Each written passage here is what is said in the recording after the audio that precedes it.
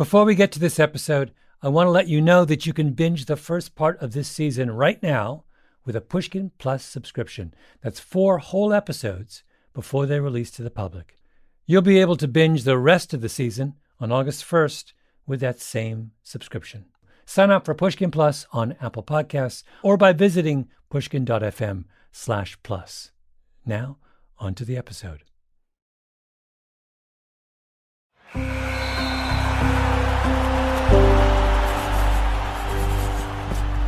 Pushkin.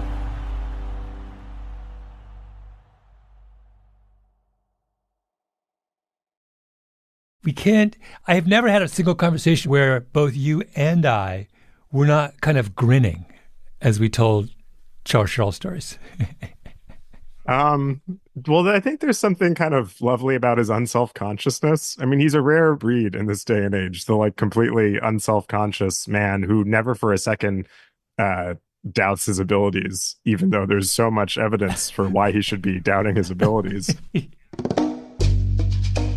I'm talking to Ben Nadaf Hafre, my partner in our series on the 1936 Olympics, the most consequential Olympic Games in history.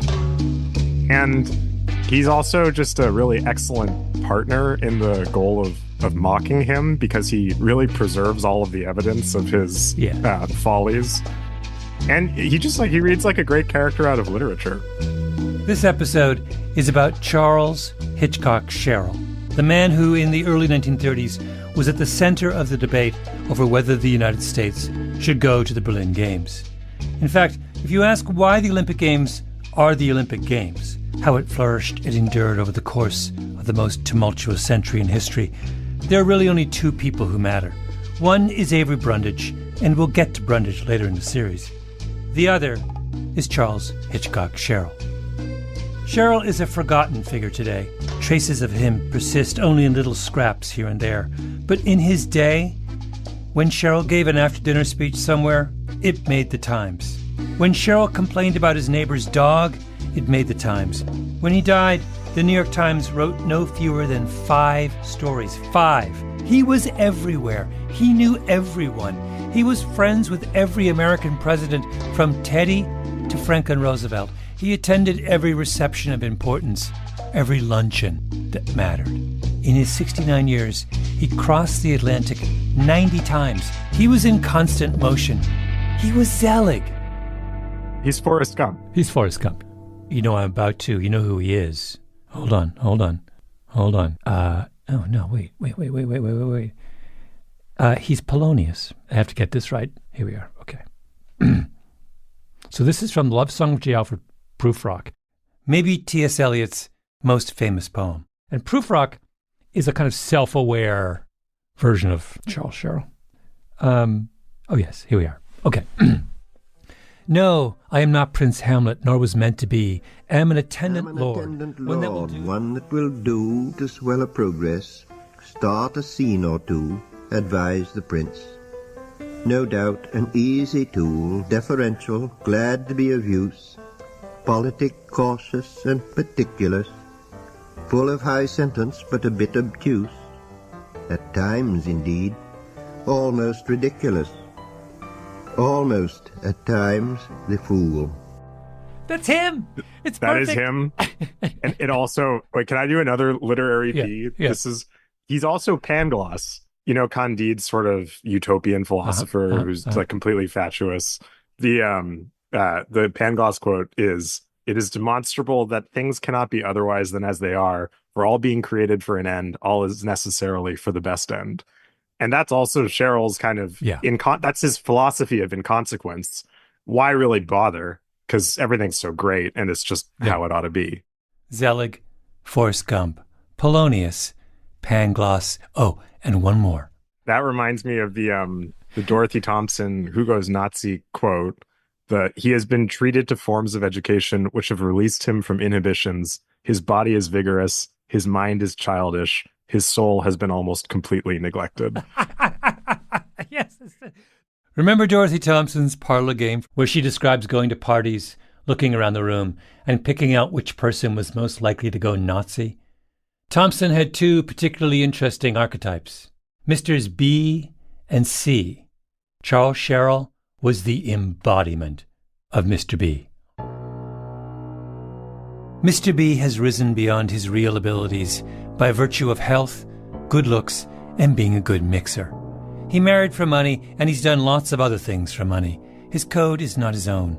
It is that of his class. No worse, no better. He fits easily into whatever pattern is successful. That is his sole measure of value. Success. Nazism as a minority movement would not attract him. As a movement likely to attain power, it would. My name is Malcolm Gladwell. You're listening to Revisionist History, my podcast about things overlooked and misunderstood. This is episode 2 in our series, Hitler's Olympics: How and Why America Went to the 1936 Games. Charles Sherrill grew up in Washington, D.C. His father made a lot of money lobbying for the big railroad interests. He went to college at Yale, then worked for a time as a lawyer on Wall Street. He was tall, slender, with a long imperial nose, bright twinkling eyes, a full head of blonde hair, and a thriving mustache. He wrote 20 books, mostly about stained glass. It's his memoirs, though, that are a tour de force, an unpublished 360-page compendium of every anecdote, accolade, witticism, and celebrity encounter in his entire life. Here is my favorite. In October 1931, I had the honor of lunching alone at the White House with President Hoover because he wanted me to undertake a certain matter which I guessed he thought me reluctant to do. That opening is very Charles Sherrill. He was not the sort who volunteered. That would be gauche. He waited for opportunity to ask him to lunch. It was an excellent luncheon, he continues, and I was pleased to see upon each of the 4 corners of the table small silver dishes containing cherries. I am very fond of cherries, and so looked forward to indulging in them when the moment arrived. Therefore, while I was partaking out of a cup of soup, the president ate the cherries out of his dish and remarked to me, "I see you do not like cherries," and then proceeded to eat all the cherries out of all 4 dishes. This stunned me. But of course I made no comment upon his disposal of all the cherries in sight. The president then makes a pitch for the post he wants Sherrill to take, some minor ambassadorship or blue ribbon panel. Sherrill demurs. The president is crestfallen.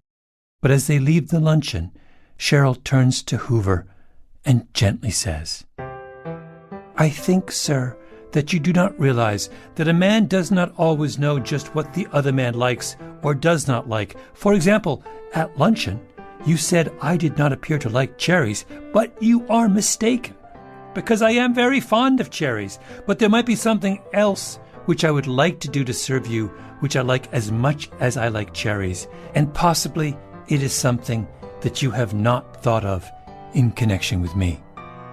And then the kicker. Perhaps this remark of mine has something to do with his subsequently asking me to undertake the embassy to Turkey. I mean, can you see why we are so fascinated with Sherrill? It's all there in the showdown over the cherry bowl, his willingness to speak truth to power, his will to succeed, his daring conversational gambits. Sherrill's most enduring fame, however, was as a sportsman. He was a champion sprinter at Yale. He never went to the Olympics, but he did briefly share the world record for the 100-yard dash. But that was just part of it. You know how sprinters crouch at the start of every race instead of standing? Charles Sherrill invented the crouching start. Or at least he says he did. Anyone that looks at my hand will see that I have a luck line which surprises all of those who are wise in such subjects.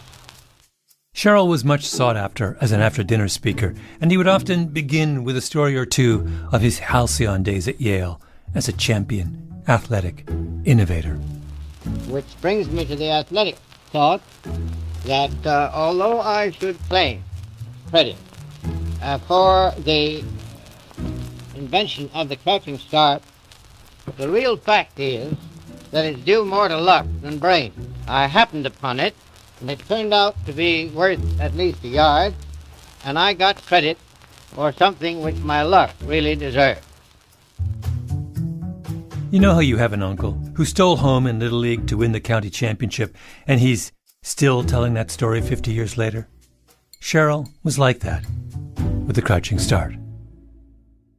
He has this glorious life that everyone in the world is basically supporting. Because even he has all these letters from presidents just being, not saying anything important, but being like, Chaz, loved your book on stained glass. Like 3 paragraphs from Teddy Roosevelt telling him how great his book on stained glass is. And I believe that he actually read Charles Sherrill's book on stained glass, but for what reason other than to make Sherrill feel good about himself, which is just the mission of even the most powerful man in the world. Do you know about the Teddy Roosevelt? There's a great Teddy Roosevelt moment in, he goes to see Roosevelt. This is from his diaries. And he waits for half an hour before going into the president's study because Booker Washington had been called in to advise upon a speech touching on the colored race. So just so we know, he's like... something meaningful is really going on. Booker T. Washington was one of the most important African-American leaders of his generation. And they're talking about the central problem facing the American public. And Cheryl is waiting impatiently because... He said, I followed him, and after the purpose of my visit was concluded, I arose to leave. The president asked my opinion of 2 bronzes. One was the Bronco Buster, which had been presented to him by the old regiment, the Rough Riders. The other was the Crouching Start by Tate McKenzie. That's the statue I found in the museum. We are deep into digression mode here. But at some point in our mutual obsession with Charles Sherrill, Ben found himself in a community museum in some waspy corner of Connecticut and stumbled upon a statue of a tall, handsome man in a crouching start. Chills went down his spine. Exactly. I laughingly declared my inability to give any unprejudiced answer because I was the first runner to use the crouching start. Not true, by the way. Come back here and sit down, snapped out the president, and then followed a rapid-fire fusillade as to why that start had been invented, its advantages, limitations, etc., until I felt as if a stomach pump had been applied to my brain. Just so we understand, Roosevelt has just met with Booker T. Washington to discuss the central issue facing the Republic, which is the continued, crime being committed against the black people. Cheryl shows up, and what does the president do? Finally comes alive with the question of the origin of the Crouching Start.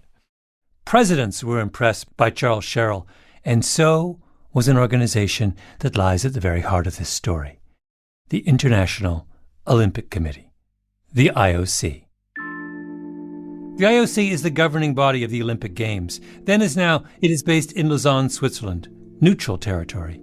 It has ultimate control over all aspects of the games.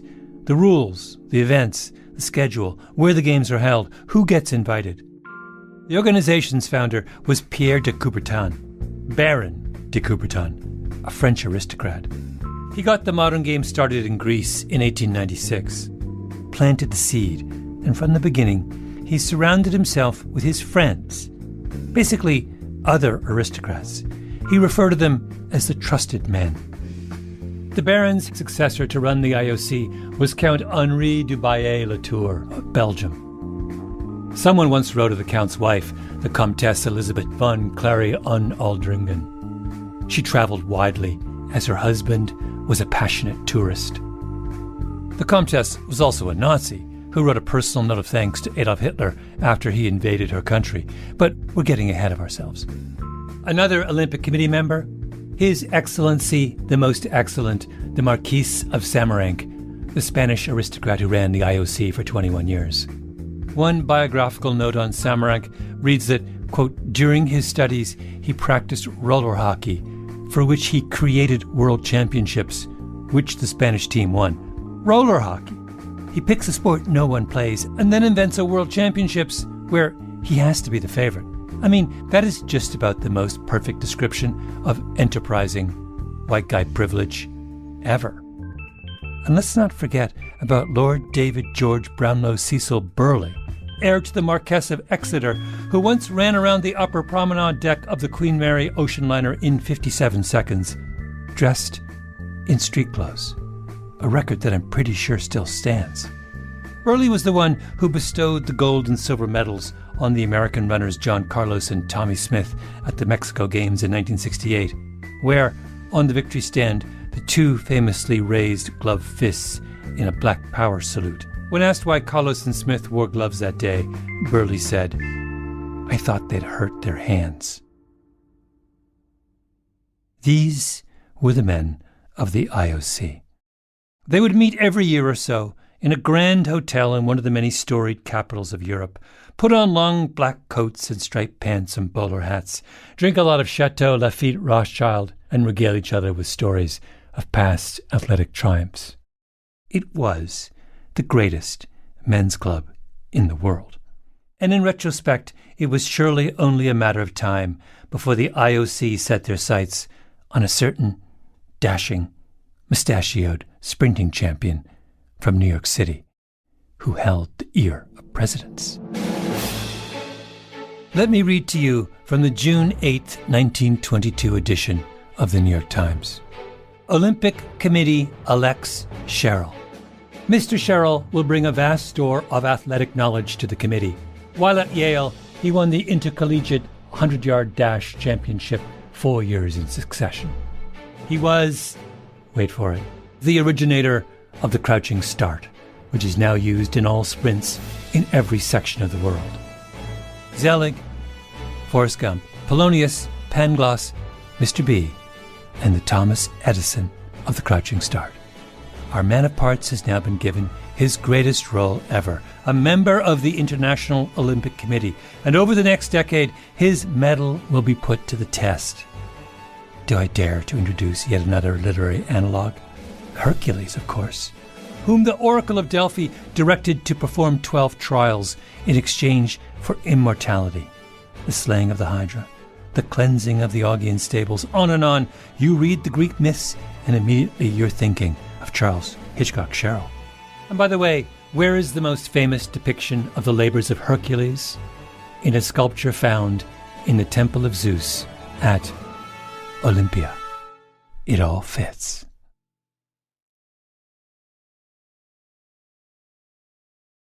Adolf Hitler's rise to the leadership of Germany was swift. In 1923, in his mid-30s, he makes an incredibly clumsy coup attempt in Munich and gets arrested. Spends 9 months in prison, where he writes Mein Kampf, his vision for a new Aryan Germany, cleansed of Jews and outsiders. And as soon as he gets out, his star ascends. By the time our famous American journalist Dorothy Thompson interviews Hitler at the Kaiserhof Hotel in 1931, the Nazis are the second biggest party in the German parliament and gaining ground.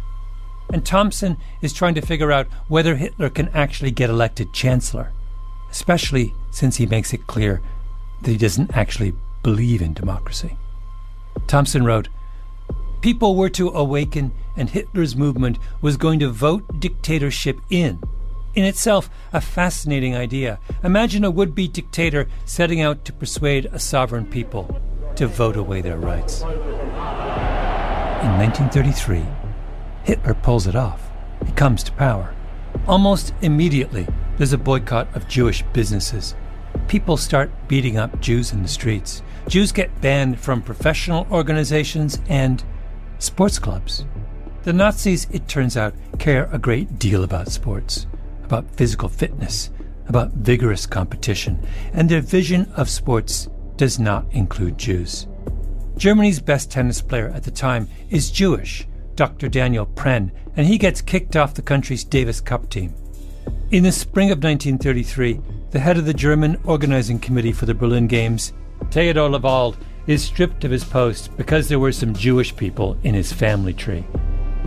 In May of 1933, the German sports commissioner gives an interview where he says that German sports are for Aryans.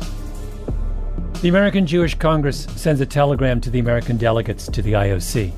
It says, "No Jew in America or in other countries could in self-respect undertake to appear in Germany under present conditions.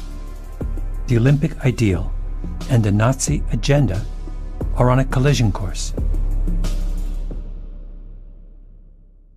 Now it's June 1933. The IOC has its big meeting set for Vienna. It was almost certainly at the Hotel Imperial, a magnificent building in the Italian neo-Renaissance style. Marble lobby, coffered ceilings, crystal chandeliers. No other place would be up to the IOC's standards.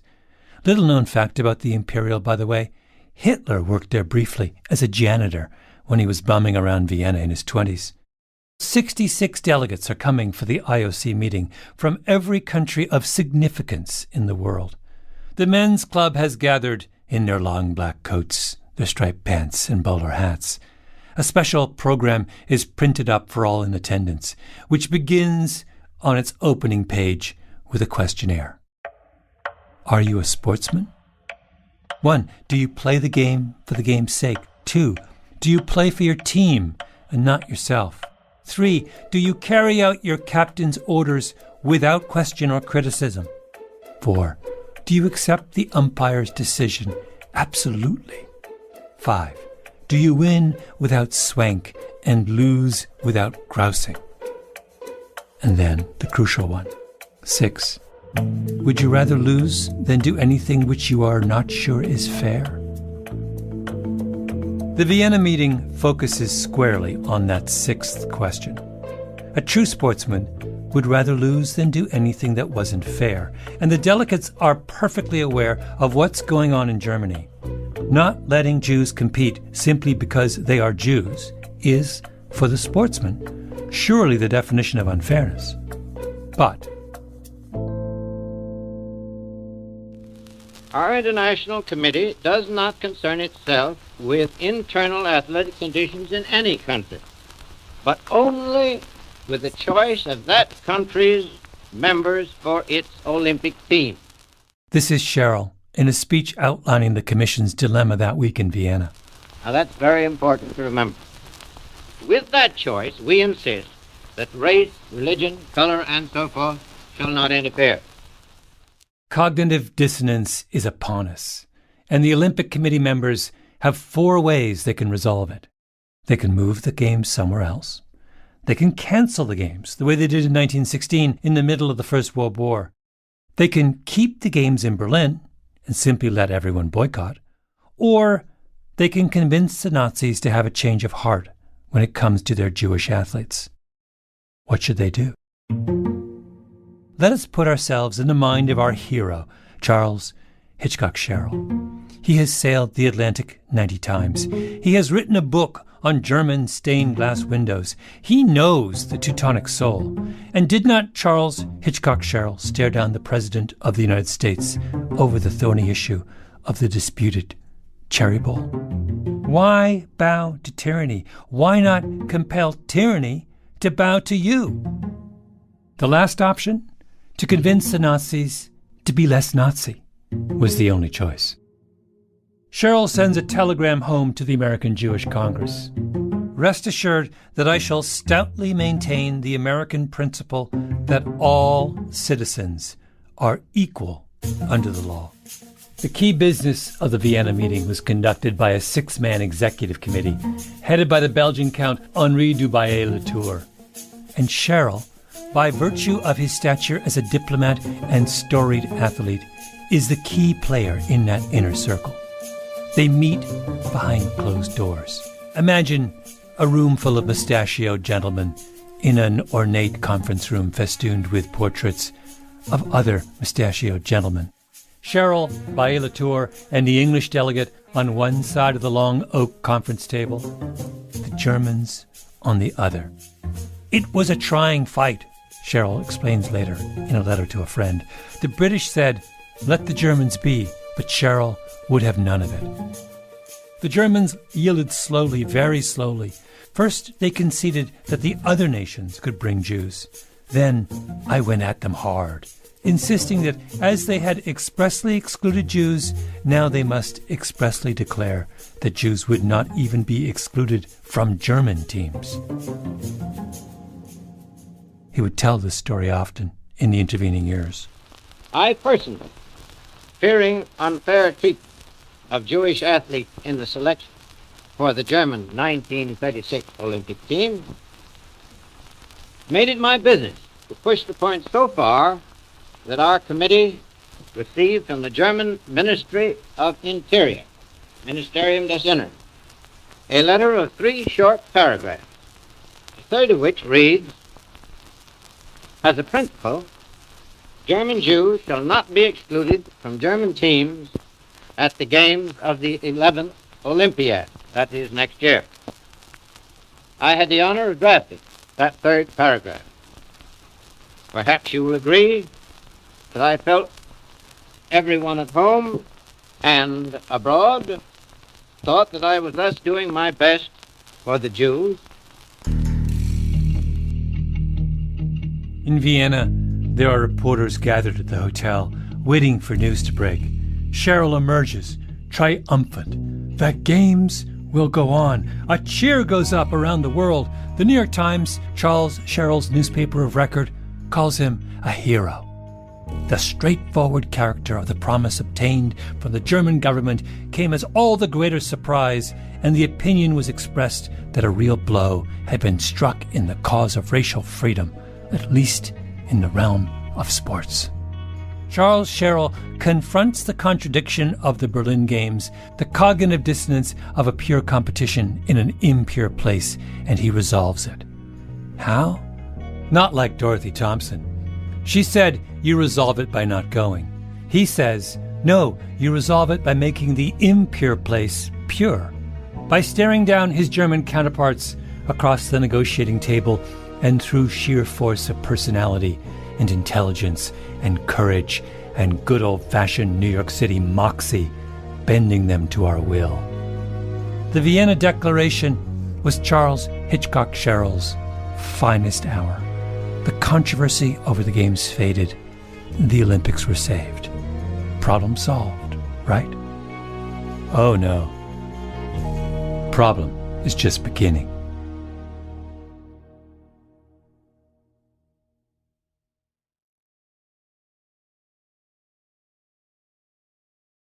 I want to keep talking about what's funny about Charles Cheryl because I do think he's hilarious and he brings me so much joy.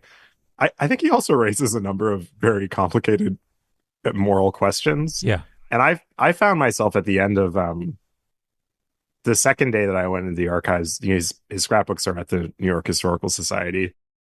The New York Historical Society is a massive Beaux-Arts building on Manhattan's Upper West Side, right by the Natural History Museum.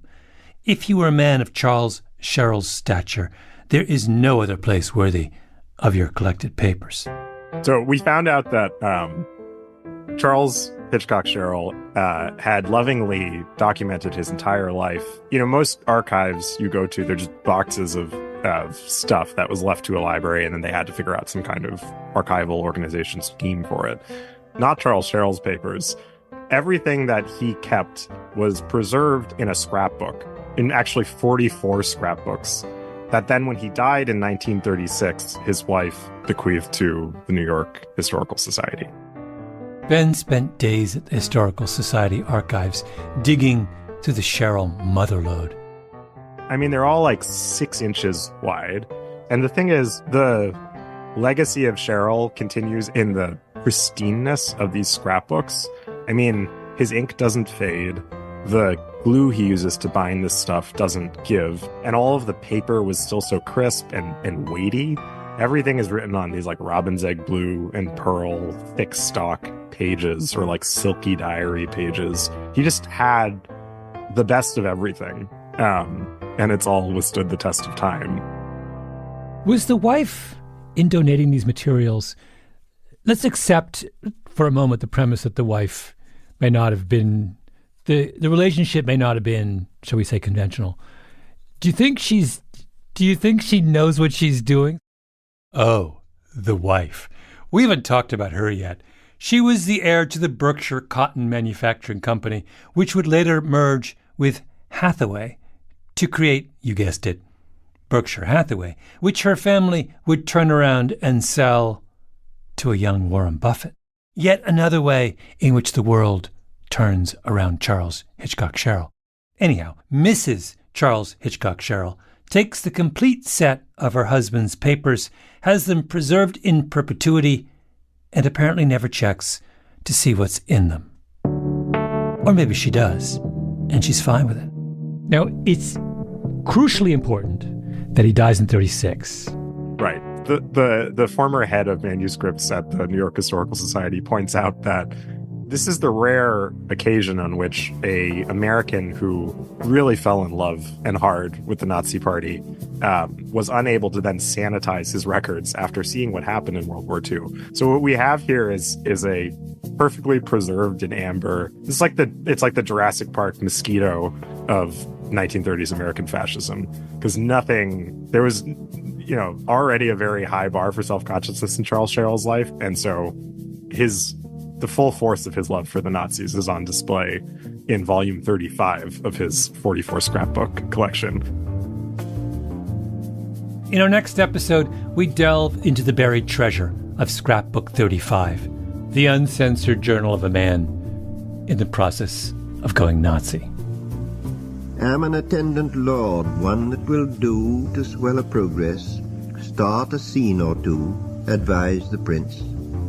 No doubt an easy tool, deferential, glad to be of use, politic, cautious, and particulars, full of high sentence but a bit obtuse, at times indeed, almost ridiculous, almost at times the fool. Well, yes.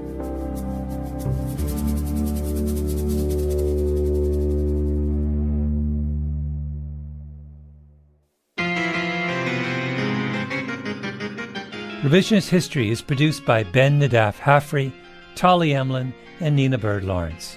Our editor is Sarah Nix, fact-checking by Arthur Gompertz and Jael Goldfein. Original scoring by Luis Guerra, mastering by Flawn Williams, Sarah Bruguera, and Jake Gorski. Engineering by Nina Bird Lawrence. Our executive producer is Jacob Smith. Special thanks to Karen Shakurji. I'm Malcolm Gladwell.